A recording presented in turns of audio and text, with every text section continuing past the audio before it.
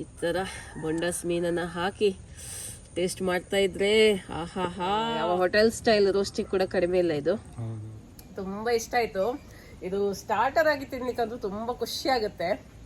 Hi ಎಲ್ಲರಿಗೂ, ಇವತ್ತು ನಮ್ಮ ಜೊತೆ ಉಚಿಲ್ಸ್ ಕಿಚನ್ ಇಂದ ಮತ್ತೊಮ್ಮೆ ಅಭಿಷೇಕ್ ಉಚಿಲ್ ಅವರು ಬಂದಿದ್ದಾರೆ. ಅವರು ಇವತ್ತು ಸ್ಪೆಷಲ್ ಆಗಿ ಬೊಂಡಾಸ್ ಮೀನಿದು ರೋಸ್ಟ್ ಮಾಡ್ತಾ ಇದ್ದಾರೆ.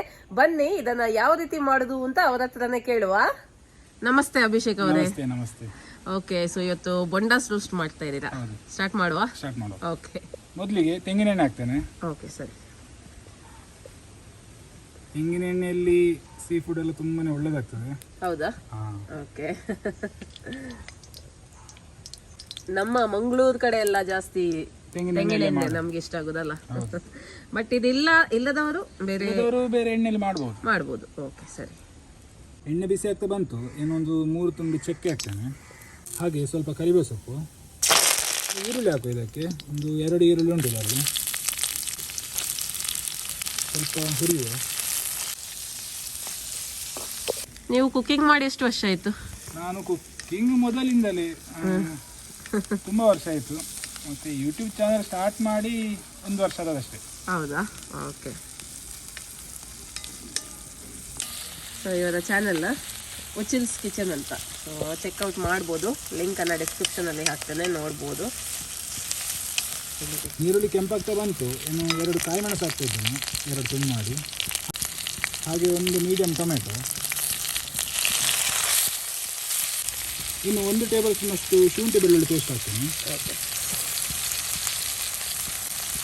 ಸರಿ ಮಿಕ್ಸ್ ಮಾಡು. ಇನ್ನು ಬೊಂಡಾಸ್ ಹಾಕುವ.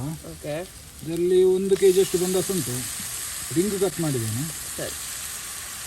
ಅಂದರೆ ಇದರದ್ದು ತಲೆ ಎಲ್ಲ ಇಲ್ಲ, ಖಾಲಿ ಇದರದ್ದು ಹೊಟ್ಟೆ ಭಾಗ ಅಲ್ಲ.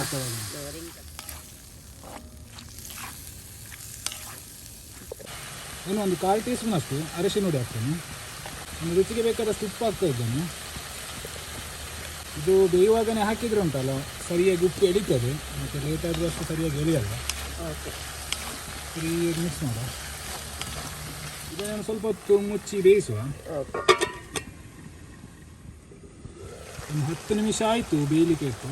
ಇನ್ನು ಬಾಕಿ ಮಸಾಲೆ ಪೌಡರ್ ಎಲ್ಲ ಹಾಕುವ. ಇದಕ್ಕೆ 2.5 ಟೇಬಲ್ ಸ್ಪೂನಷ್ಟು ಖಾರದ ಹುಡಿ, 1 ಟೇಬಲ್ ಸ್ಪೂನಷ್ಟು ಕೊತ್ತಂಬರಿ ಹುಡಿ, ಮತ್ತು 1 ಲಿಂಬೆಯದು ರಸ, 1 ಟೀ ಸ್ಪೂನಷ್ಟು ಗರಂ ಮಸಾಲ ಹುಡಿ. ಸರಿಯಾಗಿ ಮಿಕ್ಸ್ ಮಾಡ.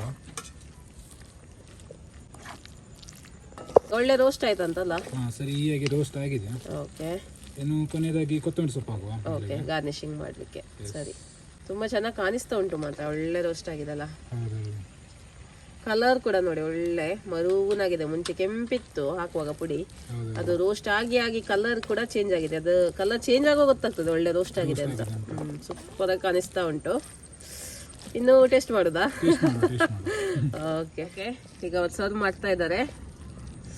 ಇದಕ್ಕೆ ಕಾಂಬಿನೇಷನ್ ಯಾವುದು ಒಳ್ಳೇದಾಗ್ತದೆ? ಚಪಾತಿ, ನೀರು ದೋಸೆ, ಪರೋಟ. ರೈಸಿಗೆ ಆಗ್ತದಾ? ರೈಸಿಗೆ ಒಂದು ಟೊಮೆಟೊ ಸಾರು ಇದ್ರೆ ಇದು ಒಳ್ಳೇದಾಗ್ತದಲ್ಲ ಸೈಡ್ ಡಿಶ್ ಆಗಿ. ವಾವ್, ಯಾವ ಹೋಟೆಲ್ ಸ್ಟೈಲ್ ರೋಸ್ಟಿಗೆ ಕೂಡ ಕಡಿಮೆ ಇಲ್ಲ ಇದು.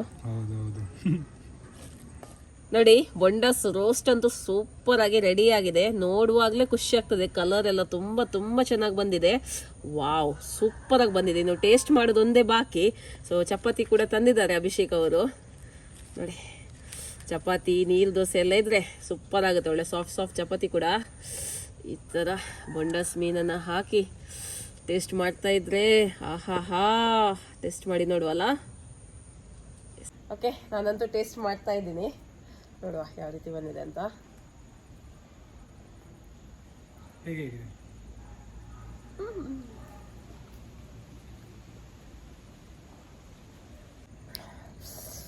ಸೂಪರ್ ಆಯ್ತಾ? ನನಗೆ ಒಂದು ಹೋಟೆಲ್ಗೆ ಹೋಗಿ ತಿಂದಾಗೆ ಆಯಿತು.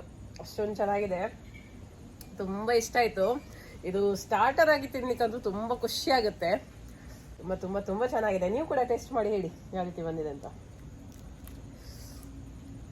ಸೂಪರ್.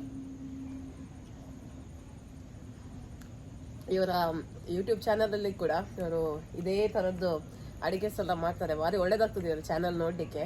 ತುಂಬ ಖುಷಿ ಆಗುತ್ತೆ. ಒಳ್ಳೆ ಈ ಫೈರ್ವುಡಲ್ಲೆಲ್ಲ ಅಡುಗೆ ಮಾಡ್ತಾರೆ.